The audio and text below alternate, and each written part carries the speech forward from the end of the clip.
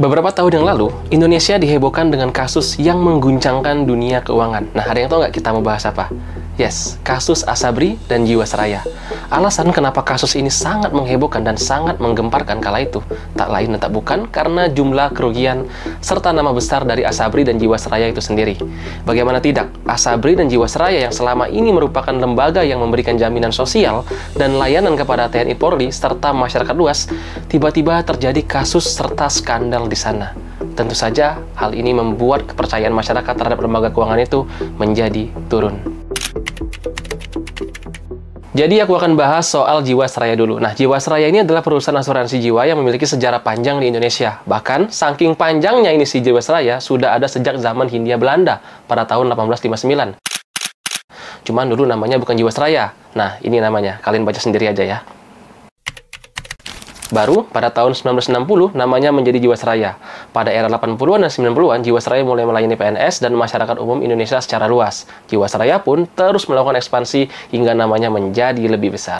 Lalu pada tahun 2020, Jiwasraya terlibat dalam mega skandal keuangan besar yang melibatkan investasi buruk dan adanya praktik korupsi. Bola panas Jiwasraya menggelinding ke meja hijau. Dalam dakwaan di sidang perdananya, tim jaksa mengungkap skandal Jiwasraya diduga merugikan negara sebesar 16,8 triliun rupiah. Bayangkanlah kalian, lembaga yang punya sejarah panjang, punya nama besar, tiba-tiba terjerat skandal. Apa nggak hancur tuh kepercayaan masyarakat terhadap lembaga keuangan di Indonesia? Bagaimana kronologinya? Mari kita jelaskan. Jadi, Jiwasraya ini udah memiliki kesulitan sejak tahun 2002. Kemudian menurut BPK, Jiwasraya udah membukukan laba semu sejak tahun 2006. Bukannya memperbaiki kinerja keuangan, si Jiwasraya justru menggelontorkan dana sponsor untuk klub Manchester City. Kenapa nggak Manchester United aja kan? Nah, pada tahun 2015, Jiwasraya meluncurkan produk JS Saving Plan dengan cost of fund yang sangat tinggi di atas bunga deposito dan obligasi.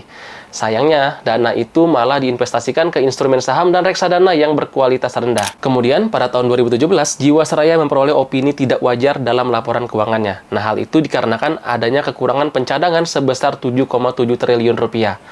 Tapi saat itu Jiwasraya justru membukukan laba sebesar 360 miliar. Andai saja pencadangan itu dilakukan sesuai ketentuan, si Jiwasraya ini harusnya mengalami rugi pada saat itu. Memasuki tahun 2018, Jiwasraya rugi 15,3 triliun. Pada 2019, kerugian turun menjadi 13,7 triliun. Dan pada November 2019, Jiwasraya mengalami negatif equity 27,2 triliun.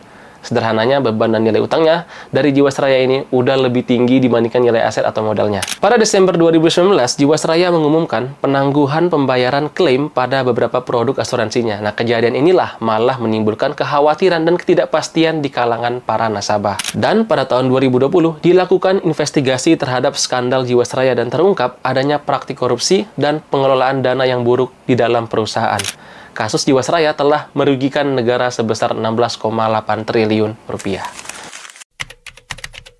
Kalau tadi kita bahas Jiwasraya, sekarang kita bahas Asabri. Nah, Asabri atau Asuransi Sosial Angkatan Bersenjata Republik Indonesia didirikan pada 20 September 1963. Asabri didirikan dengan tujuan untuk memberikan perlindungan sosial dalam bentuk program pensiun, asuransi, dan manfaat lainnya kepada anggota TNI atau Polri. Karena jumlah anggota TNI Polri terus bertumbuh, Asabri pun terus mengembangkan layanan dan produknya. Selain itu, Asabri juga mulai terlibat dalam berbagai jenis investasi seperti properti, saham, obligasi, dan instrumen investasi lainnya untuk memperkuat kinerja keuangan mereka. Namun pada tahun 2020, mega skandal keuangan pun terungkap. Diduga adanya praktik korupsi dan investasi yang buruk pada lembaga keuangan ini.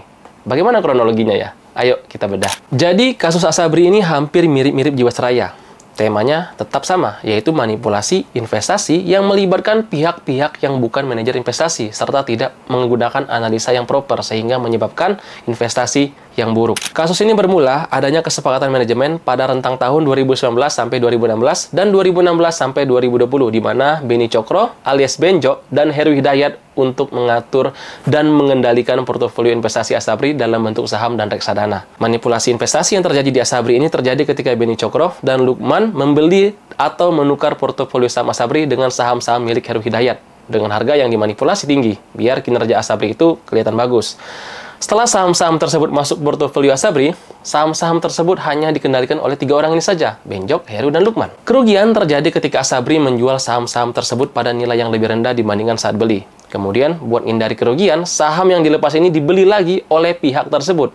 Lalu dibeli lagi oleh Asabri melalui reksadana, di mana reksadana itu juga dikendalikan oleh ketiga orang ini. Selain itu juga, banyak dana yang ditempatkan pada instrumen berisiko tinggi yang menyebabkan nilai portofolio Asabri anjlok lebih dari 50%. Dari sini kita melihat, kasus manipulasi Asabri merupakan contoh penting bagaimana lemahnya pengawasan dan investasi yang asal-asalan, bahkan bukan dikelola oleh manajer investasi, yang dapat menyebabkan kerugian bagi lembaga keuangan negara.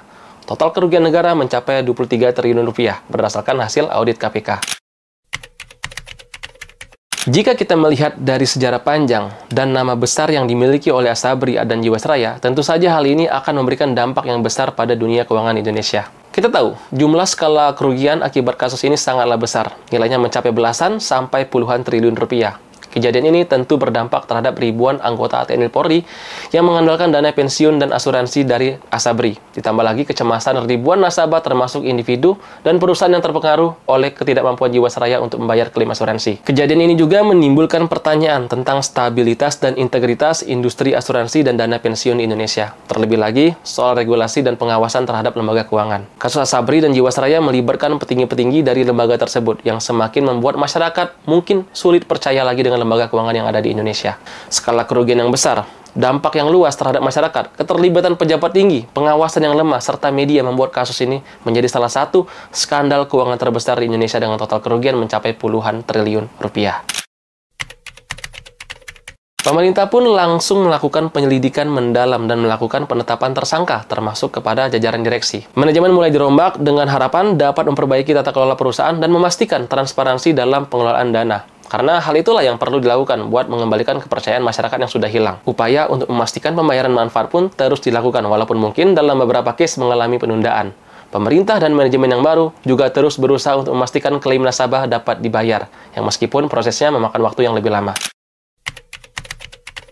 Sejarah yang panjang dan nama yang besar bukanlah jaminan kalau lembaga tersebut akan baik-baik saja. Dari kasus Asabri dan Jiwasraya, kita menjadi tahu bahwa masih banyak celah dalam pengelolaan dana publik di Indonesia. Mulai dari praktik manipulasi investasi, penempatan investasi yang buruk, dan adanya praktik korupsi dapat memberikan dampak yang sangat besar kepada nasabah, penerima manfaat, kepercayaan masyarakat, dan kerugian negara tentunya. Harapan kita tentunya adalah agar pemerintah dapat merespon cepat kejadian ini untuk benar-benar menjadi lebih baik lagi. Transparansi dan akuntabilitas menjadi poin penting dalam pengelolaan dana publik. Selain itu, pengawasan tentunya perlu diperketat lagi agar kasus-kasus seperti manipulasi investasi dan korupsi pada lembaga keuangan tidak terulang lagi. Kasus Asabri dan Jiwasraya juga telah ditetapkan tersangkanya, di mana beberapa di antaranya merupakan pihak manajemen. Harapan kita, semua manajemen di lembaga keuangan harus memiliki kompetensi dan integritas yang tinggi. Jangan sampai dana dikelola oleh orang-orang yang bukan seharusnya mengelola dana-dana tersebut, apalagi tidak memiliki kapasitas yang mumpuni. Transparansi dan akuntabilitas dalam pengelolaan dana publik, pengawasan yang ketat dan efektif, serta lembaga keuangan diisi oleh orang yang berkompeten dan berintegritas merupakan langkah yang harus segera diambil dan ditegaskan. Tujuannya agar kepercayaan masyarakat bisa pulih kembali terhadap lembaga keuangan yang ada di Indonesia. Sekian dari saya, semoga bermanfaat.